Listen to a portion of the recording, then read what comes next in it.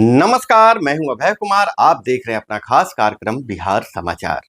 बिहार समाचार में खबरें बिहार की, बातें बिहार की, देश दुनिया की तमाम खबरें जिसे आपको जानना जरूरी है। बिहार समाचार में हम खबर लेते हैं सत्ता के गलियारों से, पंचायत के गलियों से और गांव के चौपालों से, जिससे आप रहते हैं अपडेट।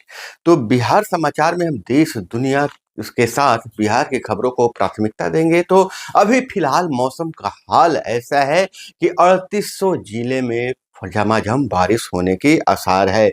गया में बिजली गिरने से 2 की मौत हो गई है, 10 घायल हो गए हैं। बिहार के 38 जिले में आज बारिश का येलो अलर्ट जारी है। तेज हवा, ओलावृष्टि की संभावना है। राजधानी पटना समेत बिहार के कई जिलों में मंगलवार को तेज बारिश हुई है। तेज बारिश और वज्रपात और ठंडी हवा से लोगों को गर्मी से राहत मिली है। इस दौरान पटना के कई इलाकों में पानी भर गया, जिससे लोगों को थोड़ी परेशानी का भी सामना करना पड़ा है। और मौसम विभाग के अनुसार बुधवार को ही पश्चिम चंपारण में 15.2 और पूर्वी चंपारण में 18.3, मुजफ्फरपुर में 0.9 और सीतामढ़ी में 1 मिलीमीटर बारिश हुई है। वहीं गया के 3 जगहों पर आकाशीय बिजली गिरने से 2 लोगों की मौत हो गई है, 10 घायल बताए जा रहे हैं। और वहीं मंगलवार को पटना, गोपालगंज, मोतिहारी, बेतिया, सीतामढ़ी, शिवहर, बेगूसराय, गया, भागलपुर, बांका में तेज आंधी के साथ बारिश हुई थी। दिन में रात सा नजारा दिखा गया है। मौसम विभाग ने आज भी प्रदेश के सभी जिलों में बारिश का येलो अलर्ट जारी किया है। विभाग के मुताबिक कई जिलों में बुधवार को बारिश, मेघ गर्जन, वज्रपात के साथ ही 40 से 50 किलोमीटर प्रति घंटे की रफ्तार से हवा चलने की आशंका जताई जा रही है। मौसम विभाग के अनुसार बुधवार को राजधानी पटना सहित प्रदेश में सुबह और शाम तेज रफ्तार के साथ हवा और नमी युक्त पूर्वा चलेगी। दिन भर बादल छाए रह सकते हैं। तो जहां एक तरफ गर्मी से निजात मिली है, मौसम विभाग यह बता रहा है कि आज भी बारिश होगी। और इधर पीएम मोदी के कार्यक्रम की बात करें तो पटना में रोड शो करेंगे नरेंद्र मोदी। 159 नेताओं की टीम प्रेजेंटेशन देने के लिए ट्रायल में जुटी हुई है। पीएम नरेंद्र मोदी का 12 मई को पटना में रोड शो है और रात में वह राजभवन में रुकेंगे। 13 को हाजीपुर, मुजफ्फरपुर, सारण में जनसभा को संबोधित करेंगे। इधर भाजपा नेताओं का ध्यान पीएम के रात्रि विश्राम पर है। नेताओं को यह डर सता रहा है कि अगर पीएम मोदी ने कोई सवाल पूछा, उसका हम जवाब नहीं दे पाए तो क्या होगा। कार्रवाई के डर से कार्रवाई का तो डर है, संगठन में भी बेइज्जत होने का भय बना हुआ है, जिसे लेकर नेता तैयारी में जुट गए हैं और संभावित प्रश्नों की सूची तैयार कर रहे हैं।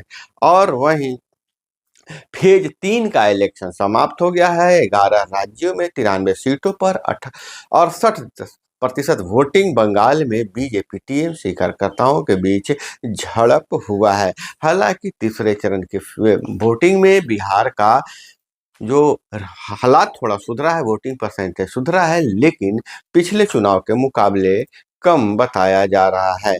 वहीं पीएम मोदी बोले 400 सीट चाहिए ताकि कांग्रेस राम मंदिर पर बाबरी ताला नहीं लगा दे, यानी राम मंदिर पर बाबरी मस्जिद का ताला नहीं लग जाए। पीएम मोदी ने जनता को साधा है।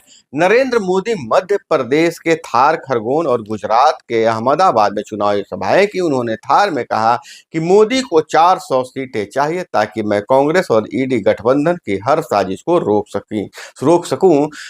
400 सीटें चाहिए ताकि कांग्रेस कश्मीर में धारा 370 को फिर से वापस लाकर चिपका न दे। मोदी को 400 सीटें चाहिए ताकि कांग्रेस अध्यक्ष अयोध्या में राम मंदिर पर बाबरी ताला नहीं लगा दे। तो पीएम मोदी ने जोरदार तरीके से प्रचार अभियान किया है। वहीं लालू प्रसाद यादव ने पलटी मार लिया है। हालांकि पलटू राम का नाम तो नीतीश कुमार को है, लेकिन लालू प्रसाद ने भी अपने बयान से पलटी मार लिया है। लालू प्रसाद बोले थे मुसलमानों को पूरा आरक्षण मिले, फिर वह पलट गए। लालू ने पटना में पत्रकारों से कहा कि मुस्लिमों को आरक्षण मिलना चाहिए। हालांकि इस बयान पर विवाद बढ़ा तो सफाई भी दी। उन्होंने कहा मंडल कमीशन मैंने लागू किया है। आरक्षण सामाजिक आधार पर होता है, धर्म के आधार पर नहीं। तो लालू यादव 24 घंटे के अंदर बयान से पलट गए। वहीं इन बयान पर भी भाजपा नेताओं ने बयानबाजी शुरू कर दी।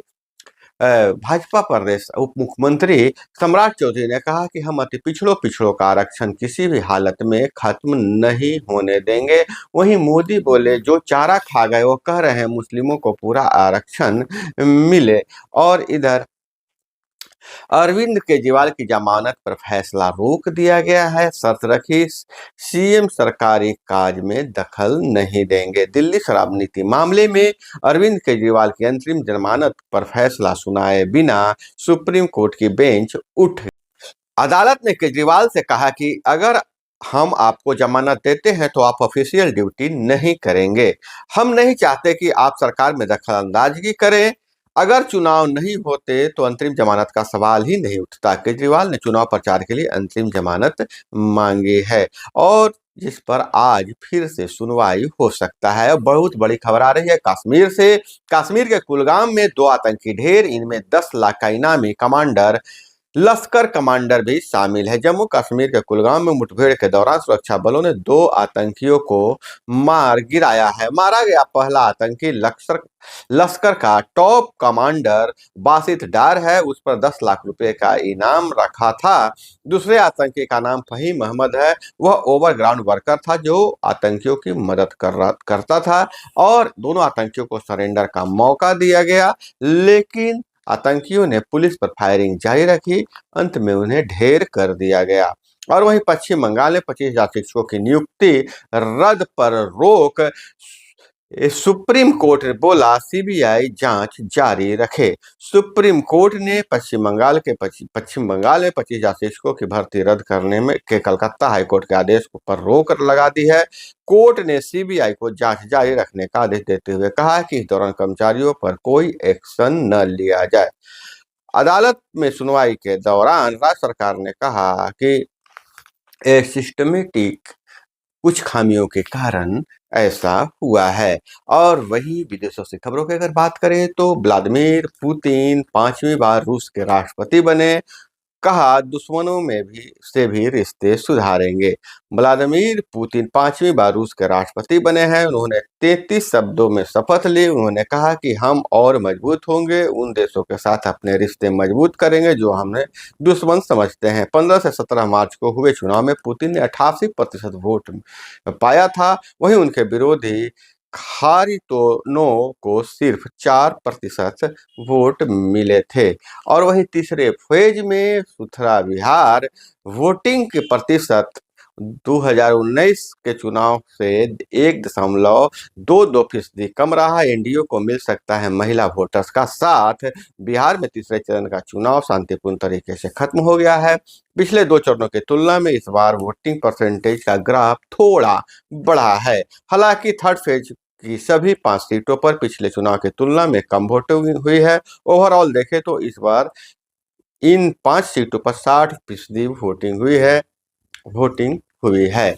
तो यह तय है कि धीरे धीरे वोटिंग प्रतिशत बढ़ रहा है। हालांकि कम वोटिंग के चलते नेताओं के हाथ पांव फूले हुए हैं।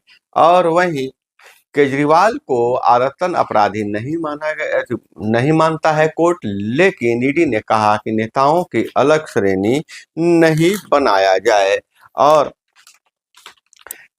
इधर देश को आईएएस देने में पिछड़ा बिहार 2022 में 68, 2023 में मात्र 32 आईएएस ही दे पाया है बिहार। तो इससे पता चलता है कि बिहार में शिक्षा का स्तर नीचे गिरा है।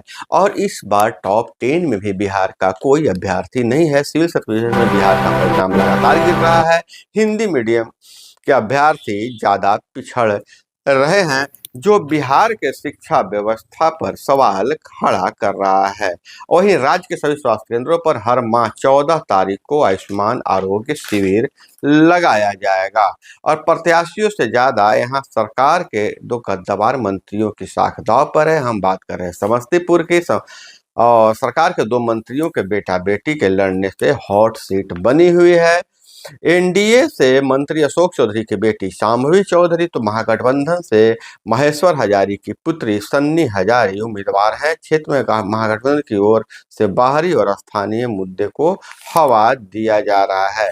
तीसरे फेज में कोसी और सीमांचल में सर्वाधिक मतदान हुआ है, यह तय किया गया है। 17 महीने में शिक्षा और स्वास्थ्य में जो काम हुआ है वह कभी नहीं हुआ, तेजस्वी यादव का यह बयान है। वहीं शिक्षा विभाग के अपर मुख्य सचिव लगातार सुर्खियों में रहते हैं। के पाठक होटल मोरिया में हुए कुलपतियों और राज्यपाल के साथ बैठक में नहीं शामिल हुए। उन्होंने अपने खराब स्वास्थ्य का हवाला दिया है। तो दोस्तों, यह थी वो तमाम खबरें जिसे आपको जानना जरूरी था। इसी तरह से खबरों के लिए जुड़े रहिए हमारे साथ। चैनल पे नए हैं तो चैनल को सब्सक्राइब कर लीजिए। वीडियो पसंद आए तो लाइक जरूर कीजिएगा। मिलते हैं अगले वीडियो में। जय हिंद, वंदे मातरम।